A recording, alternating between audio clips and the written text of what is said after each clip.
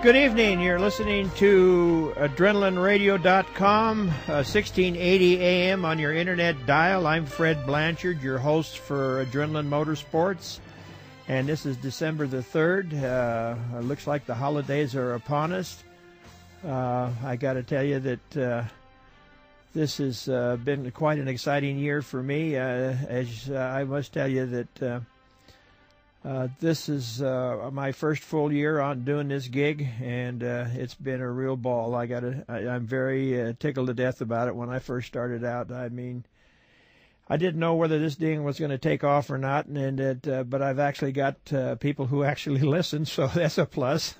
And there's a lot of things that I guess that they like to know about what used to be, and I'm trying to get as much information on that as I can to present to the listeners. And I was going to pretty much go into a little bit of the review of what we had for our first year, and also touch on some things that are current, such as I mentioned, holidays are upon us.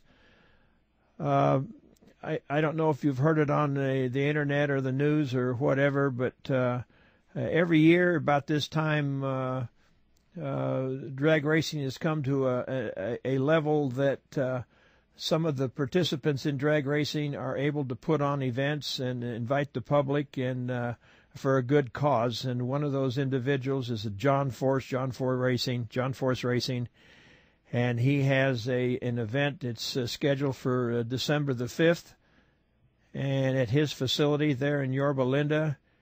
And in order to participate, you've got to bring a gift valued at $10 or more. For the CHP. I guess it's a drive for the kids, of course. And that's a not-to-be-missed event. If you missed it, you missed out on a lot last year.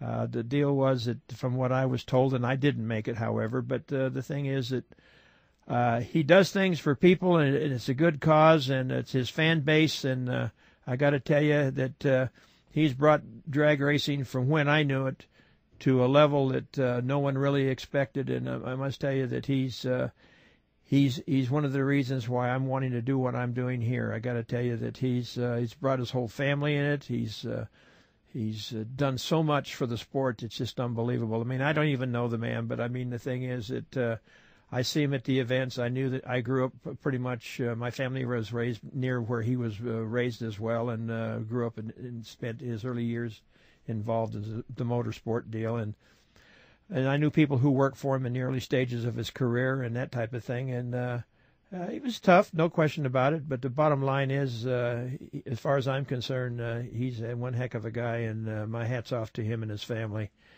for putting on this event on December the 5th. One of the other things, as we say, this is also the era for the performance industry and their trade shows, and I've got to share that with you. Currently going on at this moment is the IMIS show in Indianapolis, Indiana, and it's what us old guys refer to as the hardcore show, meaning that there's a lot of high-performance, high-end race components for all levels of racing, and I'm not just referring to drag racing. I'm talking about NASCAR, and it's circle track racing is real big back in the East, and it's out here too, but not as big as you find in the East. They have events there where a guy can race his midget or sprint car 3 to 4 times a week if he chooses to do so, if he can support the parts. But that's what's going on back there in Indiana this week. It's on now.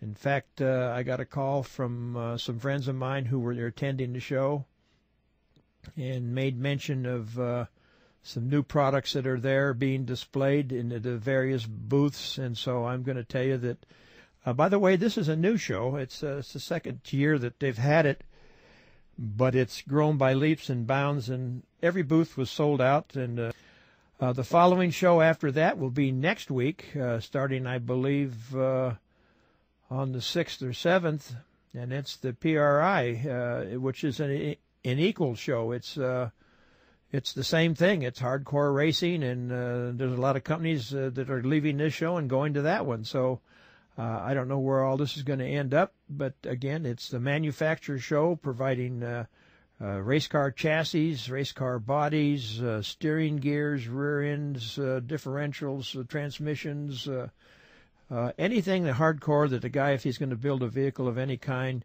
there the support parts are. Whether it's Can-Am racing or transaxle you need or engines, complete engines, as a matter of fact. There's people there, actually engine builders. I think Alan Johnson is back there and a lot of the other popular engine builders. And then there's out here on the coast, of course, we have engine manufacturers out here, but they do send their goods there. And I know some of those who we do business with at the Arias Company, such as Eskandarian Cams and Blower Drive Service, they all have representation back there at this given show. Important. One of the other things that come to mind as well, and I was looking at a couple of the books I got for my birthday. Again, I call them coffee table books. I know Dom Prieto was the author of one of the ones that I read, which is Hot Rod Chronicles, that talked about the early days of the street rodding and the different roadsters and the dry lakes. And as it's every 10-year evolution that it went, you saw different cars and the makeup of various other cars and how it evolved in that area. And then now, with Paul Smith's book on those who made parts for those cars and for the engines that were in those cars. Now there's two more books that I've gotten here. I think it's one of them is a very interesting book. Tom Madigan is the author, and Dave McClellan, who's the voice of NHRA, wrote the foreword in it. And it was pretty much, a lot of it is pretty much right on, I must tell you that. But as you can see, a lot of the guys that are in this deal, they were really, again, that was the hardcore racing that I talked to Brett about and his dad. That was the same era. Pretty much we had all the neat cars and the serious part of it, and then when money came to town in drag racing. But the book, I think, is a read. I think it's a good read. I think what you guys need to do is, if you're interested in the birth of top fuel drag racing, it's the foreword is by Dave McClellan, and he's the voice of NHRA. But all the information was gathered by Tom Madigan, and I heard of the gentleman, but I don't know him, and of course he don't know me, I'm sure. Basically, it's about Mulligan and the likes of racers just like him that were there in the day. And I raced against guys like him and Gene Adams and most all of them, Gartlett's as well, and Karamessinis in the bunch. But we didn't travel much. But this book is pretty cool. It's got some of the prettier cars in it, not like the ugly cars that we started out with, but ours became pretty too, the second car we built.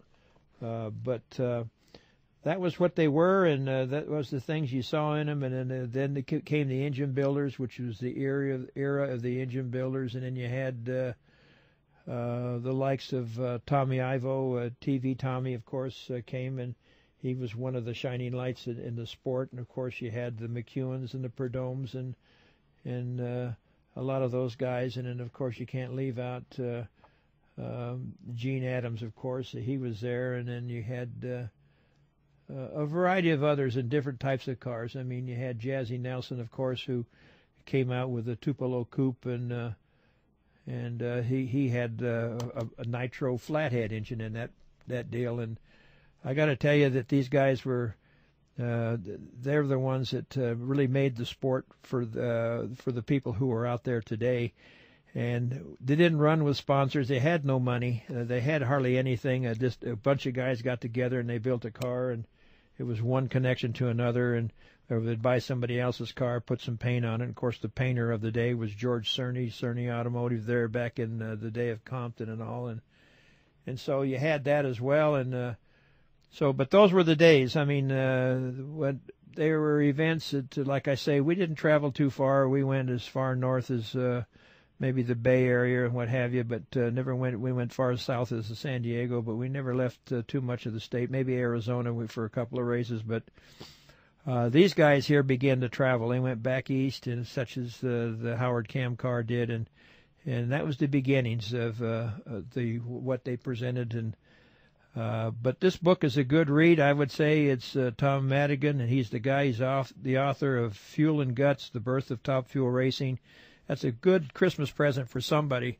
I think that would be a good deal. And there's another one that's also was given to me as a gift, and again, it relates to the speed shops of the era, which was in this case the book that I was given was SoCal Speed Shop, and it's pretty much favoring all of those folks who were surrounded themselves with that the speed shop industry, but pretty much Alex Exadius is one of the guys it focused itself around. But again, that's history of what went on. It's just it's a nice book, and again, it's a coffee table book.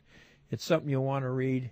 It's a pretty neat deal. I think that it's something to have, and it's a good collector item. And I would say that if you want some good reading during the holidays and you want to sit down and go and peruse through some of this stuff, gives you a little history of what happened here in Southern California, out here on the West Coast. It's a really neat deal.